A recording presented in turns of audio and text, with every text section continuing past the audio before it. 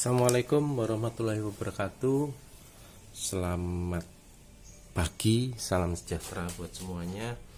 Nah, kemarin itu ada yang tanya ke saya, Pak, kok nggak pakai per gepeng ya? Per gepeng itu maksudnya seperti ini, gepeng-gepeng ini ya. Nah, jujur saya nggak pakai per gepeng karena tidak efisien, itu aja sih. Jadi kita pakai per yang penampangnya bulat. Nah, ini per yang dipakai Borneo. Ini aku nggak tahu nih per dipakai di apa, kemarin nemu keras sekali. Ya biasanya sih ya krem. Nah, oke, saya jelaskan per gepeng vs per yang bulat. Jadi kemarin ada orang yang nanya kenapa Borneo itu tidak pernah pakai per gepeng, tidak pernah pakai per gepeng itu, tapi pakainya per bulat.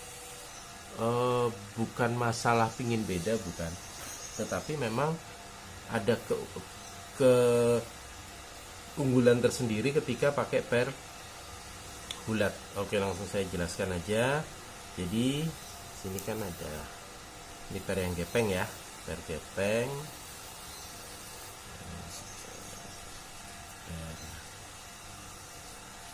gepeng PS bulat. Oke, nah ini per yang gepeng. Aduh, maaf, jatuh, pernya loncat. Oke, pernya loncat, maaf.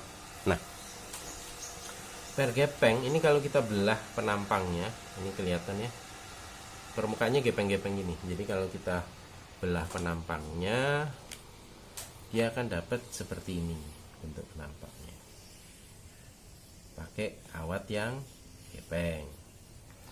Nah, kalau per bulat penampangnya akan seperti ini. Ya, maksudnya kalau ini kita belah gitu ya. Nah, ini kan permukaannya kelihatan sih bulat melengkung gitu. Kelebihan dari per bulat adalah koefisien hambatan. Jadi kalau kita perhatikan, per ini kan permukaan banyak sekali permukaan. Ketika dia ditekan, dia melontar dengan cepat. Nah, artinya apa? Permukaan ini akan jadi hambatan nih. Ini hambatan. Sedangkan di senapan angin, konsepnya adalah per itu untuk melontarkan hammer, di mana nanti hammer ini memukul valve atau ventil. Nah, semakin cepat bukaannya, semakin cepat pukulannya, itu artinya kalau kita bicara yang sedang banyak diperbincangkan mungkin ya, lock time itu. Nah, hambatan per gepeng ini besar. Kecepatan dia untuk melontar ketika hambatannya besar pasti tidak akan sebaik yang hambatannya lebih kecil. Oke, kita perhatikan. Ini per gepeng. Ketika dia melontar ke arah sana, berarti akan ada hambatan udara ke arah sini. Betul ya? Hambatan udara lagi. Oke, bagaimana dengan per bulat? Ketika dia melontar ke arah sana, jadi ini kan kalau ditekan, tek gitu, dia kan melontarnya ke sana. Kalau kita belah gitu kan, lontarannya ke sana ya. Nah, kotak kan, ini hambatannya kan besar nih, bentuknya kotak begini, gepeng-gepeng. Nah, kalau yang ini bulat, nah kalau yang bulat gimana hambatan udaranya? Ya, benda bulat hambatan udaranya pasti lebih rendah daripada benda yang datar permukaannya. Makanya tidak ada peluru yang bentuknya, kalau tidak untuk kepentingan khusus, 10 meteran gitu, depannya papak. Pasti dia depannya dome. Kalau kita berharap hambatannya kecil kan gitu, atau penggunaan khusus, umpamanya 10 meteran kan dibuat depannya papak, jaraknya cuma 10 meter, tujuannya biar dapat punch hole atau lubang yang sempurna, nggak retak-retak, sehingga ketika dilakukan penilaian itu fair. Jadi motong garis atau enggak kan gitu kan, biasanya kalau penilaian berantemnya di situ doang. Nah, kembali ke per tadi. Ini per bulat, ini per gepeng, hambatannya begini ya, langsung, ya kan. Nah, kalau per bulat kan begini. Nah, ini anginnya ke sini ya.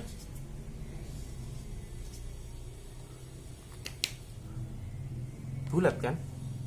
Kalau ini ya anginnya akan ke sini juga, yang di sini akan begini juga. Tapi coba yang langsung numbuk ke permukaan per ini kan jadi lebih banyak, hambatannya lebih besar. Jadi kita pakai per bulat bukan untuk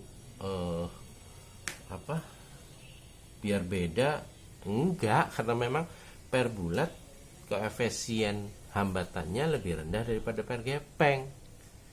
Nah, buat apa kita pakai keras-keras seperti ini tapi hasilnya nggak optimal? Kita optimalkan aja di per. Toh nanti ini akan menghasilkan apa? Lock time. Begini nih pengaruhnya ke lock time juga loh. Kenapa? Karena ketika trigger dilepas, penahan hammer terlepas, trigger ditarik, penahan hammer dilepas, hammer meluncur, yang dorong kan per. Kalau per ini bisa segera lepas dorong, waktu yang dibutuhkan untuk sampai ke pentil, ke valve, hammer untuk sampai ke valve lebih pendek daripada menggunakan per yang hambatannya lebih besar. Jadi kalau kita bicara lock time, ya kita nggak bicara per gepeng. Fungsinya juga beda. Per gepeng itu bukan per tolak kok sebenarnya. Dia per beban kan, ini aslinya per untuk molding. Ya, umumnya ya untuk molding. Terus dulu ya saya ingat kenapa dulu kita di Indo Air Gunner pakai per gepeng gini, karena per gepeng ini ada warnanya. Itu memudahkan kita berkomunikasi. Sekarang lo pakai per apa, bro? Oh, gue pakai yang krem. Oh, gue pakai yang biru. Oh, gue pakai yang merah begini nih buat nembak gajah. Lebih mudah komunikasinya. Nah, kalau yang ini kan enggak. Belum lagi kemarin ada yang komplain lagi, Pak, pernya kok nggak pakai Misumi? Ini buatan Misumi. Memang nggak ada tulisannya karena susah buat tulisan sekecil ini. Dan ini juga belum tentu buatan Misumi loh. Banyak pembuat per gepeng-gepeng ini. Di Glodok per gepeng begini kita bisa pesen. Mau warna apa? Merah. Di sini merah, kuning, hijau bisa. Nggak ada masalah. Kita pakai pernya yang bulat dari Misumi karena keuntungan tadi ya yang saya jelaskan. Oke, itu aja, terima kasih, itu penjelasan saya, semoga bermanfaat. Wassalamualaikum warahmatullahi wabarakatuh.